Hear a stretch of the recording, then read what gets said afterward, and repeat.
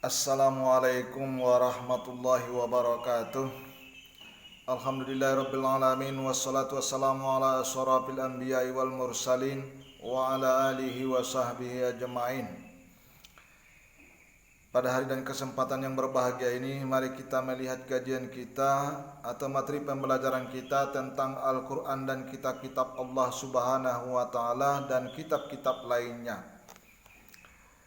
Allah Subhanahu wa Ta'ala telah menjelaskan kepada kita bahwa kita harus meyakini bahwa ada kitab-kitab selain daripada Al-Quran. Taurat, Zabur, Injil itu diturunkan sebelum Nabi Muhammad SAW.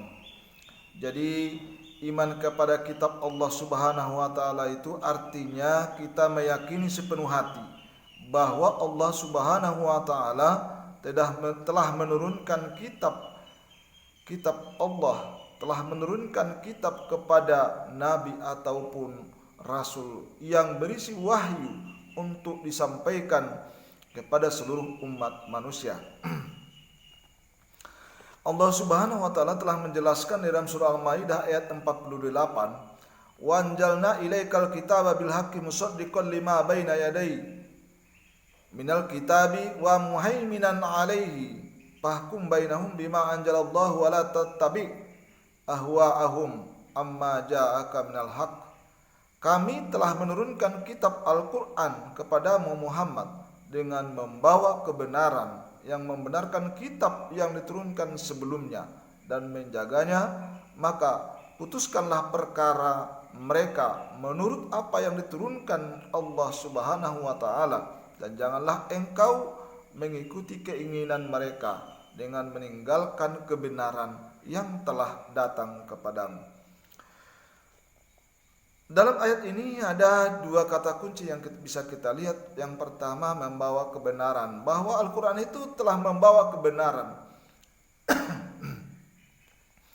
Al-Quran itu menceritakan bahwa ada kitab-kitab terdahulu. Al-Quran itu telah membenarkan bahwa adanya kitab yang terdahulu, maka kita meyakininya hal yang demikian. Sebab itu kebenaran yang hakiki adalah Al-Quran. Maka untuk sumber hukumnya yang berlaku sekarang adalah Al-Quran. Putuskanlah perkara menurut Al-Quran. Putuskanlah perkara mereka apabila mereka ada sesuatu hal yang tidak bisa didamaikan, maka putuskanlah perkara itu dengan secara Al-Quranul Karim. Kalau kita lihat penjelasan berikutnya, bahwa kitab-kitab yang terdahulu itu, rasul-rasul terdahulu itu, ada juga wahyu yang turun kepada rasul-rasul dan nabi terdahulu itu berupa suhuf. Suhuf itu merupakan lembaran-lembaran yang terpisah. Dia berupa wahyu Allah tapi berupa lembaran-lembaran yang terpisah yang turunkan pada nabi-nabi terdahulu. Dalam Al-Quran, Allah Subhanahu wa Ta'ala surah Al-A'la ayat 18-19 menjelaskan kepada kita, "Innaha jalapis suhufil ula suhufi Ibrahim wa Musa." Sesungguhnya ini terdapat dalam kitab-kitab yang dahulu, yaitu suhuf-suhuf yang diturunkan kepada Ibrahim dan Musa. Jelas bahwa nampak kepada kita penjelasan bagaimana suhuf itu diturunkan kepada Ibrahim dan Musa. Kita lihat kitab-kitab yang terdahulu itu, yang pertama adalah kitab Taurat. Kitab Taurat ini diturunkan kepada Nabi Musa alaihi salam. Kalau kita lihat bahwa Taurat itu berasal dari bahasa Ibrani, yaitu Torah, artinya instruksi. Allah Subhanahu wa Ta'ala dalam surah Al-Isra menyampaikan, "Wa ataina Musal kitaba wa ja'alnahu hudan li bani Israila alla tattahiju min duni wakila." Kami berikan kepada Musa kitab Taurat dan kami jadikan petunjuk bagi Bani Israel. Janganlah kamu mengambil pelindung selain Allah. Dalam surah Al-Isra ayat 2 ini dijelaskan Allah bahwa kitab Taurat itu merupakan kitab Allah, wahyu Allah, yang di sana telah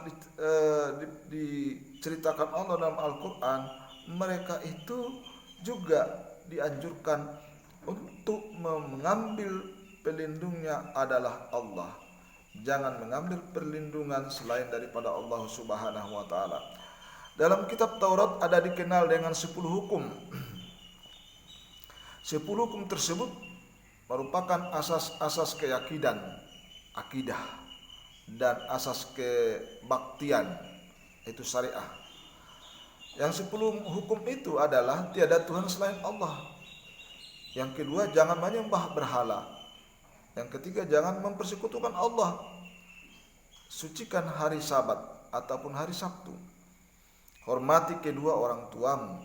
Jangan membunuh, jangan berzina, jangan mencuri, jangan bersumpah palsu, jangan menginginkan milik orang lain. Ini 10 macam hukum. Ya, secara esensi, secara asas ataupun esensial keyakinan yang berupa akidah. Begitu juga berupa syariah, yaitu kebaktian. 10 hukum ini kita temukan di dalam kitab Taurat. Kita lanjut kitab Jabur. Kitab Jabur ini yang kita lihat adalah berbentuk jamak daripada juhur.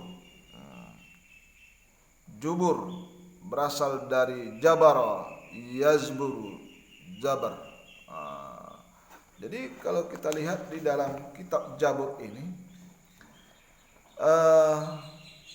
dia mengandung, ada di sana berupa pengembangan dari kata jamar yang artinya nyanyian-nyanyian atau pujian-pujian. Jabur adalah kitab suci yang diturunkan Allah kepada kaum Bani Israel melalui utusannya yang bernama Nabi Daud alaihi salam. Jadi Jabur itu diturunkan kepada Nabi Daud alaihi salam yang berupa nyanyi-nyanyian ataupun pujian-pujian kepada Tuhan atau kepada Allah. Di dalam surat An-Nisa ayat 163, saya ulang, dalam surat An-Nisa ayat 163, Allah Subhanahu wa taala menceritakan bahwa kami wahyukan kepadamu Muhammad, inna auhayna ilaika kama auhayna ila nuhin wan nabiyyina min ba'dihi wa auhayna ila Ibrahim wa Ismail wa Ishaq wa Yaquba wal asbati wa Isa wa Ayyuba wa Yunusa wa Haruna wa Sulaimana wa ataina Dauda jaburo. Sesungguhnya kami mewahyukan kepadamu Muhammad sebagaimana kami telah mewahyukan kepada Nuh nabi-nabi setelahnya, dan kami telah mewahyukan kepada Ibrahim, Ismail, Ishak, Yakub dan anak cucunya Isa, Ayub, Yunus, Harun dan Sulaiman, dan kami telah memberikan kitab Jabur kepada Daud. Ini diceritakan Allah dalam surah An-Nisa ayat 163. Jadi jelas bahwa Nabi Daud, kitab Jabur itu diturunkan kepada Nabi Daud alaihi salam. Kitab Jabur ini berisi kumpulan ayat-ayat Allah yang dianggap suci. Ada 150 surah. Dalam kitab Jabur yang tidak mengandung hukum-hukum tetapi hanya berisi nasihat-nasihat. Kitab Jabur itu tidak mengandung hukum-hukum, tapi dia berupa nasihat-nasihat, hikmah dan pujian-pujian ataupun sanjungan kepada Allah Subhanahu wa taala. Secara garis besarnya nyanyian rohani yang disenandungkan oleh Nabi Daud alaihi salam dalam kitab Jabur terdiri atas 5 macam. Ada 5 macam nyanyian rohani yang disenandungkan oleh Nabi Daud alaihi salam. Yang pertama, nyanyian untuk memuji Tuhan. Ya, yang kedua, nyanyian perorangan sebagai ucapan syukur. Yang ketiga, ratapan-ratapan jamaah. Yang keempat, ratapan dan doa individu. Yang kelima, nyanyian untuk raja. Ini 5 macam sebagai nyanyian-nyanyian rohani yang dilakukan oleh Nabi Daud alaihissalam. Selanjutnya, yang ketiga, kita lanjut kepada kitab Injil. Kitab Injil ini diturunkan kepada Nabi Isa alaihissalam sebagai petunjuk dan cahaya penerang bagi manusia. Nabi Isa diutus untuk mengajarkan tauhid kepada umat atau pengikutnya.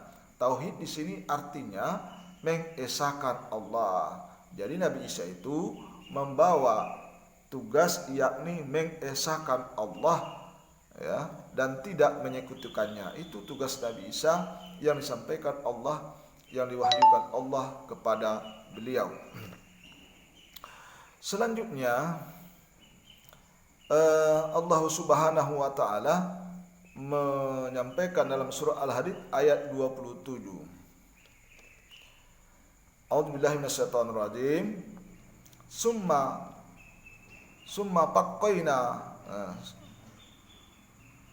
summa qaffayna ala asarihim birusulina wa qaffayna bi Isa bani Maryama wa atainahul injila wa ja'alna fi qulubil ladina tabi'u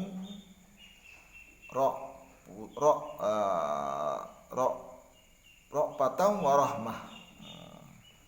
Jadi Allah Subhanahu surah Al-Hadid ayat 27 menyampaikan, menceritakan ke kita, ya, kami susulkan rasul-rasul kami mengikuti jejak mereka, dan kami susulkan Isa putra Maryam, dan kami berikan Injil kepadanya, dan kami jadikan rasa santun dan kasih sayang dalam hati orang-orang yang mengikutinya.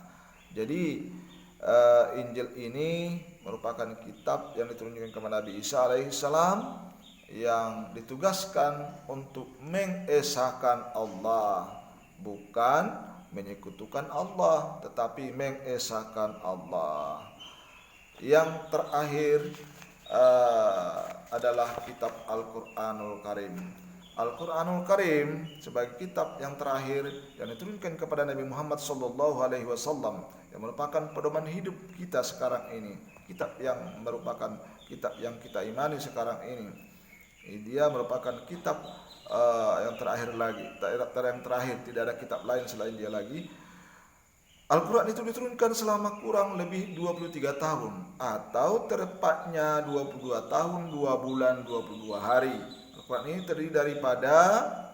terdiri atas 30 juz, 114 surat, 6.236 ya, 6.236 ayat, 74.437 kalimat, dan 325.345 huruf. Jadi wahyu yang terakhir turun adalah surah Al-Maidah ayat 3, ya. Kalau kita lihat turunnya pada tanggal 9 Zulhijjah tahun 10 Hijriah di Padang Arafah. Al-yauma akmaltu lakum dinakum wa atmamtu alaikum ni'mati wa raditu lakumul Islam madina. Pada hari ini telah kusempurnakan bagimu agamamu. Wa atmamtu alaikum ni'mati wa raditu lakumul Islam madina. Aku rela, aku ikhlas, aku ridho, aku berharap Islamlah jadi agamamu. Jadi kalau kita lihat sebagai sumber hukum yang sekarang adalah Al-Quran. Al-Quran sudah sempurna semua adanya. Itulah kajian kita pada hari ini. Apabila ada kesalahan dalam penyampaian ini, saya mohon maaf. Dan mudah-mudahan apa yang kita sampaikan ada hikmah atau berguna atau ada manfaatnya kepada kita semua. Wabillahi taufiq wal hidayah. Assalamualaikum warahmatullahi wabarakatuh.